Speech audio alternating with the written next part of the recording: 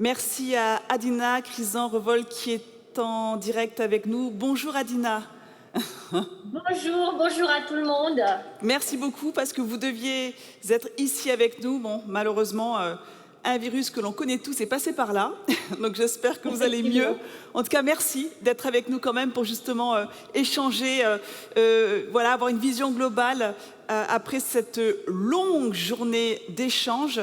Je rappelle que vous êtes porte-parole en France de la Commission européenne, mais également enseignante à Sciences Po. Alors, Adina Crisan-Revol, vous souhaitiez déjà dans un premier temps revenir rapidement sur les principaux grands défis que l'Europe doit relever en matière d'achat public responsable. Alors, on en a effectivement parlé durant toute cette journée, mais c'est important avec vous d'avoir une synthèse de ces principaux défis. Je vous en prie, Adina. Oui, bonjour à tout le monde encore une fois. J'aurais voulu être là avec vous à Bordeaux aujourd'hui, mais malheureusement, le Covid est passé par là. Mais j'essaie de tout cœur transmettre les messages que je voulais passer en direct par visioconférence. Alors, effectivement, l'achat responsable, l'achat, les défis, ce sont des opportunités, ce sont les opportunités de notre temps et ce sont les défis de l'Europe. C'est la double transition verte et numérique, c'est l'inclusion sociale et c'est là, de par sa force de frappe, de par son effet de levier qui a été rappelé, que l'achat public responsable est très important. Et je vais donner juste un chiffre. Donc, en Europe, chaque année, l'achat public représente 14% de la richesse européenne, c'est 2000 milliards d'euros. Donc c'est un levier extrêmement important. Et aujourd'hui, il y a 55% donc des marchés qui sont passés en Europe qui ont comme seul critère le prix. Donc il y a encore beaucoup à faire pour justement se saisir des opportunités qui sont l'achat public engagé et responsable, notamment dans les secteurs où l'achat public représente une part importante du marché. Donc, je parle ici du bâtiment, on en a parlé dans la journée, de la santé et puis du secteur de transport. Et tous ces secteurs-là sont essentiels dans notre vie quotidienne. Et puis, on voit qu'au-delà de la vie quotidienne, elles sont essentielles pour la vie de la planète. Et je prends quelques exemples vraiment très concrets pour ancrer dans la réalité des choses. Par exemple, on a parlé beaucoup des bâtiments. Alors, il faut savoir que les bâtiments, c'est 40% de la consommation d'énergie. Il faut faire des économies. Donc, il y a un plan massif au niveau européen pour la rénovation thermique des bâtiments. Mais les bâtiments, ça a été dit pendant la journée, c'est aussi de l'emploi local, c'est de la formation locale, c'est souvent des emplois non délocalisables et c'est aussi du matériel qui est européen, souvent local. Et ça, c'est très important. Et ça fait, donc c'est quelque chose, c'est lorsqu'on intègre justement des critères verts dans la rénovation d'un bâtiment public. Et je pense par exemple au CHU de Bordeaux qui a été d'ailleurs financé, la rénovation, la modernisation financée par le plan de relance européen. Donc justement, c'est participer à la transition verte, mais aussi à l'emploi local.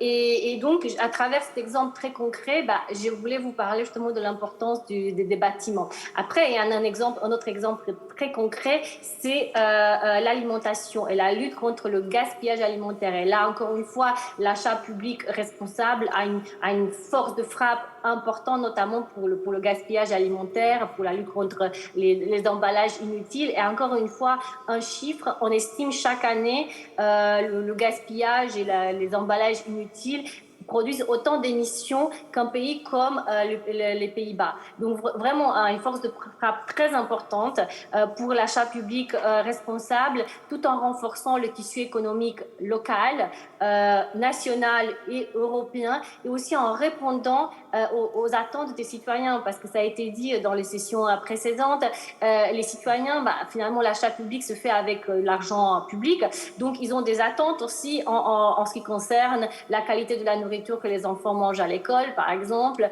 ou ce qui est servi dans les hôpitaux, par exemple. Et tout ça, donc, ce sont autant de leviers d'action très importants pour lesquels l'achat public responsable peut apporter des solutions. Et justement, l'Europe est engagée pour promouvoir l'achat public responsable, parce que comme je disais tout à l'heure, aujourd'hui, on peut faire beaucoup plus, parce qu'il y a encore 55% des marchés qui sont passés en Europe qui ont comme seul critère le prix le plus bas.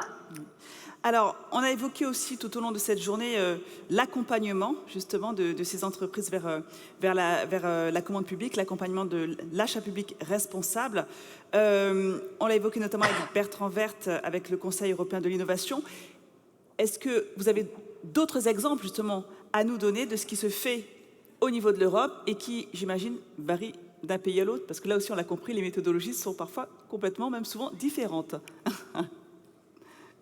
Alors c'est vrai qu'en Europe, on est unis dans notre diversité, mais encore une fois, l'Europe, on a entendu, pas aujourd'hui heureusement, mais dans les débats publics, on entend que l'Europe interdit justement, par exemple, les cantines bio, ce qui n'est pas tout à fait juste, puisque justement l'Europe promeut l'utilisation du label bio dans les marchés publics pour les cantines. Mais en fait, au niveau de l'Union européenne, il y a effectivement un cadre européen pour la passation de marchés publics, parce que ce qui est tout à fait normal, parce que nous sommes la force de l'Europe, c'est d'être un marché unique avec les mêmes règles. Mais dans ce cadre-là, on peut prendre en compte aussi des critères, donc en ce qui concerne la promotion de l'innovation, en ce qui concerne les considérations sociales et la protection de l'environnement. Et c'est quelque chose qu'il convient d'utiliser davantage.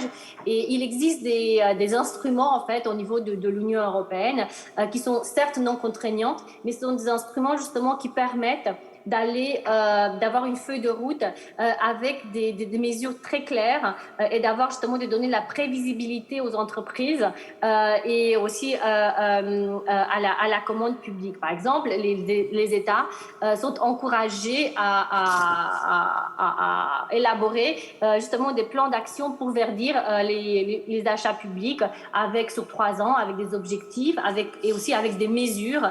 Par exemple, la France, c'est un des pays qui l'a fait, avec une feuille de route et des outils opérationnels. Par exemple, en France, d'ici 2025, dont la France est à son 3e plan d'action pour verdir l'achat public responsable. La France, d'ici 2025, donc 100% des contrats notifiés doivent avoir au moins une clause, une considération environnementale et 30% doivent avoir au moins une considération sociale.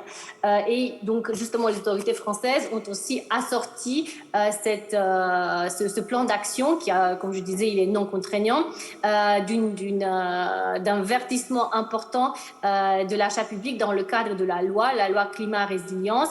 Et cette loi climat résilience fait partie du plan de relance européen. C'est une des mesures sur lesquelles la France est engagée dans le cadre du plan de relance européen. Donc en fait, on voit ici qu'on a un instrument qui est du soft law, donc qui n'est pas contraignant, mais qui donne une feuille de route, qui donne de la prévisibilité avec le plan d'action pour le verdissement de l'achat public, qui permet aussi aux différents acteurs de travailler ensemble.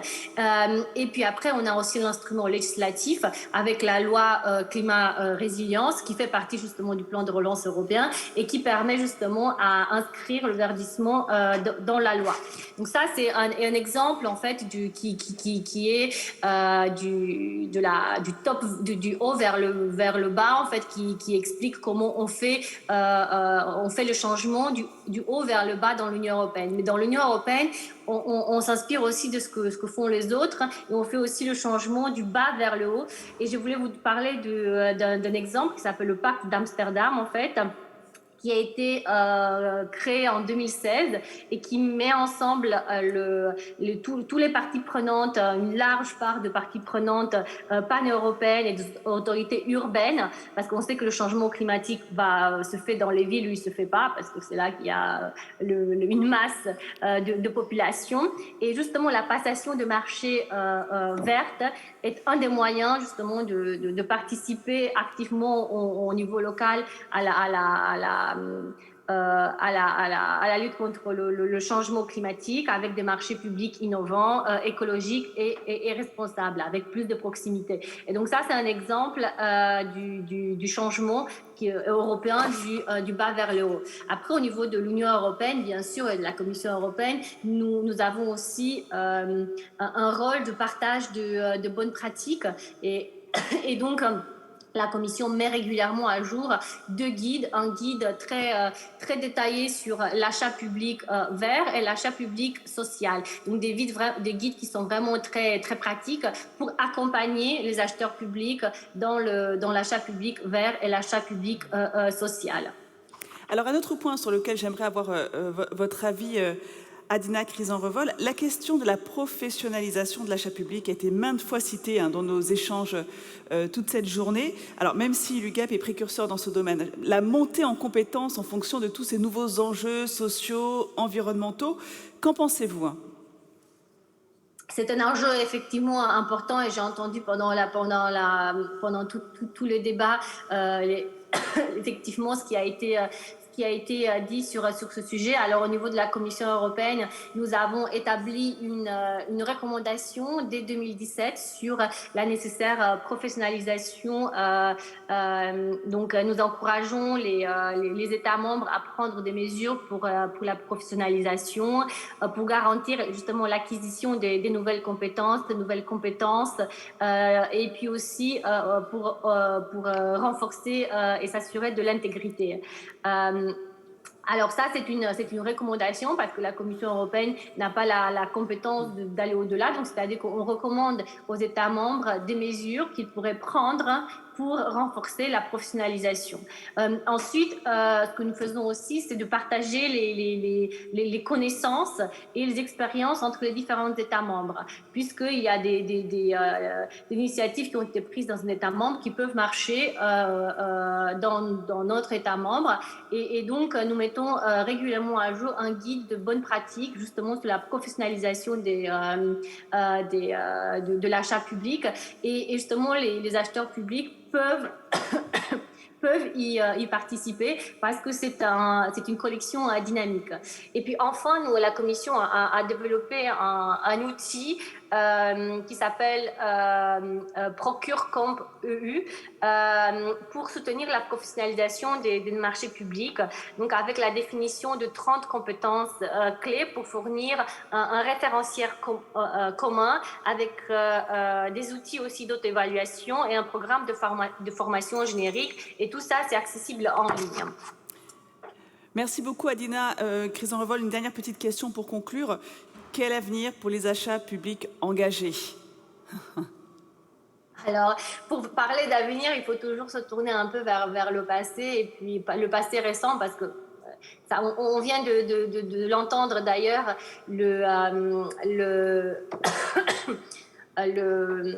l'achat public engagé à jouer un rôle important pendant la crise sanitaire, par exemple. Beaucoup d'acteurs pour la relance de l'économie, c'est ça, post-Covid, vous voulez dire? Pour la relance, oui, relance de l'économie post-Covid. Exactement. Beaucoup d'acteurs locaux ont fabriqué, par exemple, des masques. Donc, des acteurs de l'économie sociale et solidaire sont engagés pour fabriquer des masques. Donc, on a vu qu'ils pouvaient avoir un rôle, justement, en cas de rupture de chaîne d'approvisionnement mondiale. Et puis, j'ai donné l'exemple des bâtiments, de la construction. Encore une fois, ce sont des secteurs où les entreprises locales peuvent avoir un rôle très important à jouer et où l'achat public, encore une fois, a un effet de levier essentiel. Et sans parler de l'achat public dans les écoles, pour l'informatisation et la numérisation de l'administration publique. Donc autant des secteurs où l'achat public responsable a un rôle très important à jouer. Alors, j'ai parlé beaucoup dans mon intervention du rôle de la Commission européenne en tant qu'échangeur de bonnes pratiques, mais la Commission européenne a aussi un rôle de régulateur. Et donc, nous sommes en ce moment en train de consulter jusqu'au 21 juillet de manière très large. Et donc, je vous invite aussi de participer à cette consultation parce que nous travaillons sur une proposition relative au système alimentaire durable. Et donc, on devrait proposer de rendre obligatoire certains critères liés à la durabilité dans les marchés des produits alimentaires, justement pour répondre à cette demande de plus de proximité dans l'achat public, notamment dans les cantines, et dans le cadre justement du pacte vert européen, qui est l'ambition de l'Union européenne d'être le premier continent climatiquement neutre en 2050. Et dans ce cadre du pacte vert européen, l'agriculture a une part importante à prendre. Et puis l'achat public responsable, c'est un instrument, c'est un levier d'action très important. Et donc la Commission européenne, en tant que régulateur, consulte aujourd'hui de manière très, très large et puis entend proposer justement des obligations avec un certain nombre de critères liés à la durabilité dans les marchés publics des produits alimentaires. Donc je vous invite encore une fois pour créer cet avenir-là, de participer jusqu'au 21 juillet à la consultation publique qui est en ligne, parce que chaque fois que la Commission propose une nouvelle initiative, elle a le devoir de consulter de manière large pour que tout et chacun puisse participer à la création de lois et de standards européens. Un dernier petit conseil justement à transmettre aux entreprises qui souhaiteraient répondre à des marchés européens. On va se quitter avec ça, Dina Crison-Revol. Alors, n'ayez pas peur, je crois. J'entends que c'est dur, notamment pour les TPE et PME. C'est un coût.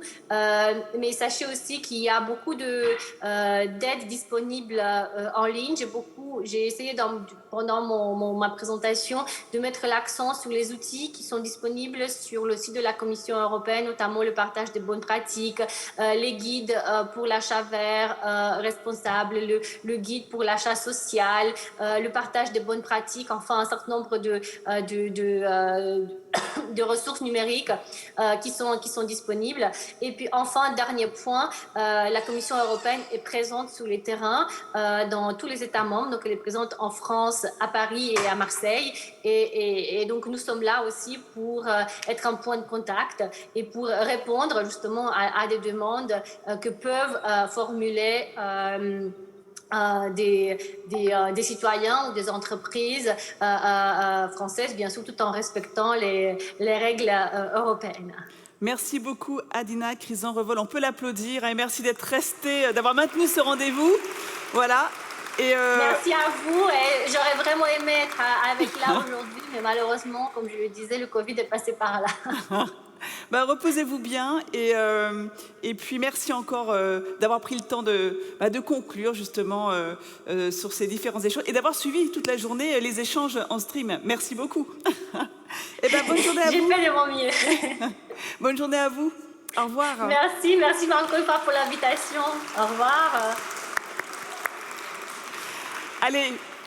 Avant d'accueillir sur scène Édouard Jossa, président de l'UGAP, pour le discours de clôture, je vous propose de découvrir encore deux entreprises talentueuses. Facility, entreprise à Limoges spécialisée dans l'inclusion digitale et qui améliore l'accessibilité numérique. Et la deuxième entreprise, Watteco, dans les Landes, fabricant français de watts de cellulose écologique et 100% bio. C'est la Watt qu'on préfère, je sais, c'était facile ça. Allez, découvrez tout de suite ces deux belles entreprises tout de suite en images.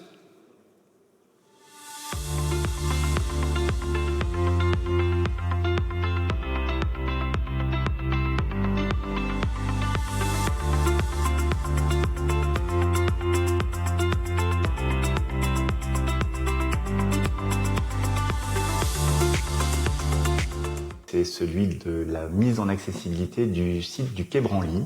Notre solution d'inclusion accompagne également le défenseur des droits, tout comme le site d'EDF.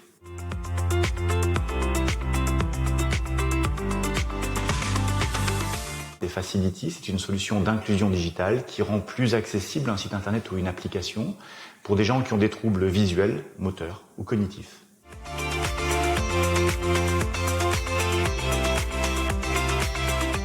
C'est une entreprise qui met l'homme au cœur de ses problématiques et de son système, de sa structure, que ce soit ses collaborateurs ou ses clients, mais c'est bien entendu une entreprise qui prend en compte la dimension environnementale de manière extrêmement forte.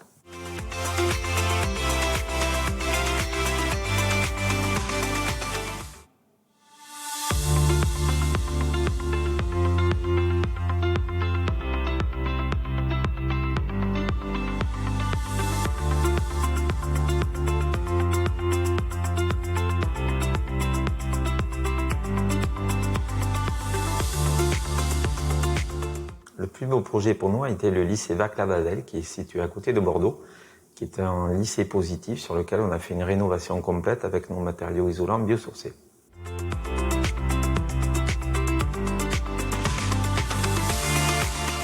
Notre solution actuelle que l'on présente, c'est de recycler des textiles usagés pour fabriquer des isolants qu'on va pouvoir utiliser dans les bâtiments. Donc, soit on va produire à partir des isolants que l'on va collecter auprès des salariés fonctionnaires, des jeans, etc. à base de coton, que l'on va recycler dans nos machines pour en faire une fibre à souffler en comble, soit on va en faire un isolant en panneau que l'on va pouvoir utiliser dans les murs.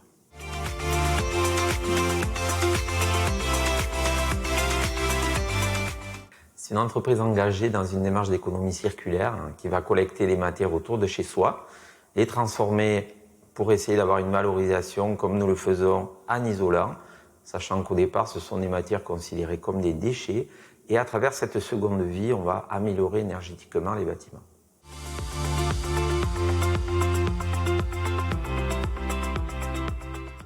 Et oui, on demande